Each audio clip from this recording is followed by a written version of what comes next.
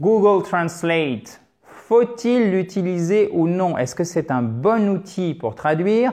Et si ce n'est pas le cas, quel outil utiliser? Parce que c'est souvent celui auquel on pensera en premier pour traduire du français à l'anglais et de l'anglais au français.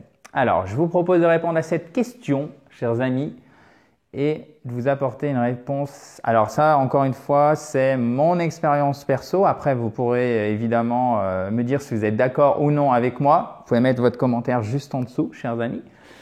Non. No, no, no. N'utilisez pas cet outil. Pour moi, c'est un mauvais outil. Je vais vous expliquer pourquoi et vous donner un exemple flagrant de tous les problèmes que ça peut créer lorsqu'on traduit, alors que ce soit thème ou version, hein, c'est-à-dire que ce soit français-anglais ou anglais-français. La réponse est non et voici pourquoi je vous le déconseille. Tout simplement parce que ce n'est pas fiable. Malgré les avancées qu'il y a eu, les avancées technologiques et qui ont été intégrées dans cet outil qui d'ailleurs est gratuit, donc c'est quand même une de ses forces. D'accord ? Et malgré ces avancées, honnêtement, aujourd'hui, et je l'ai encore testé juste avant de faire cette vidéo, et vous allez voir l'exemple que j'ai trouvé, c'est flagrant. Franchement, c'est pas bon et il fait pas le boulot et si vous n'avez pas vraiment une très très bonne maîtrise de l'anglais, donc la bonne maîtrise ou la très bonne maîtrise de l'anglais vous permet de vous corriger vous-même et de comprendre facilement là où il pourrait ou là où se niche une éventuelle erreur. Si vous n'avez pas cette très très bonne maîtrise de l'anglais, vraiment, je vous le déconseille. Je vais vous donner d'ailleurs un outil qui est bien mieux pour éviter tous les contresens possibles. Regardez cet exemple, vous allez voir, c'est vraiment frappant. Comment tu t'appelles? Alors là, faites bien attention. Je sais qu'il y a une faute d'orthographe. D'accord? Je sais qu'il y a une faute d'orthographe, mais c'est pas grave. Regardez pourquoi. Si je mets une majuscule, alors évidemment, j'ai pas mis les guillemets quand je l'ai tapé dans Google Translate. Vous avez noté? Translate.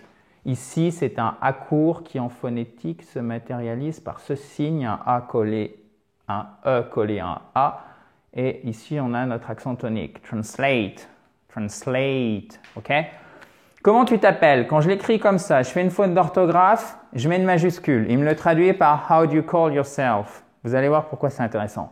Et comment tu t'appelles? Je mets exactement la même chose, évidemment sans les guillemets, d'accord? Je mets par contre une minuscule et là, il me le traduit comme ce que… il me donne la bonne réponse. What's your name? Ok? Parce que quand je vous dis comment tu t'appelles, ce que je veux savoir, c'est What's your name? Ce que je ne veux pas avoir comme phrase, c'est littéralement, en fait, quand il traduit « How do you call yourself », regardez bien ce qu'il a fait en fait. Il a traduit littéralement « Comment tu t'appelles ?» Comment tu fais pour t'appeler toi-même au téléphone? C'est ce qui a été traduit ici « How do you call yourself ?» Or, la seule différence entre ces deux phrases, c'est la majuscule ici et la minuscule qui, vous le voyez, a changé totalement la traduction et donc le sens de la phrase. Donc, imaginez le contresens monstrueux qui est fait ici, puisque évidemment, ce qu'on veut savoir, c'est « What's your name ?» ok? Et non pas « Comment tu t'appelles ?» littéralement. Et oui, c'est compliqué pour le robot, pour l'ordinateur, pour l'algorithme de faire la différence. Donc, vous voyez pourquoi c'est hyper important de ne pas utiliser cet outil de manière précise. Et de manière générale, tous les traducteurs en ligne, du moment où vous n'avez pas le contexte, c'est… pour moi, plus une source d'erreur que de bénéfice pour vous. D'accord? Donc, ce que je vous conseille, c'est plutôt… alors, il y en a plein qui fonctionnent de la même façon, mais moi, j'aime bien utiliser celui-ci. C'est lingui.fr, dont je vous mets le lien ci-dessous. D'accord? Et qui, en fait, permet d'avoir la traduction d'une phrase en anglais ou inversement, passer de l'anglais au français, avec la source et donc le contexte qui est autour. Et lorsque vous lisez la phrase précédente et la phrase suivante, ça vous permet en fait d'avoir le contexte et d'être sûr que la traduction elle est bien faite et d'éviter ce type de contresens, vous voyez? Et c'est vraiment le fait d'avoir le contexte, c'est une source d'indication précieuse quant à savoir si c'est exactement ce que vous cherchiez ou non pour traduire, encore une fois, du français à l'anglais ou de l'anglais au français. Voilà. Donc, préférez lingui.fr.fr, ok? Pour dire point, pour une adresse email, c'est dot. Ok, c'est pas point, ni period, je ne sais quoi, c'est dot. Ok, .com, ok, .com.com.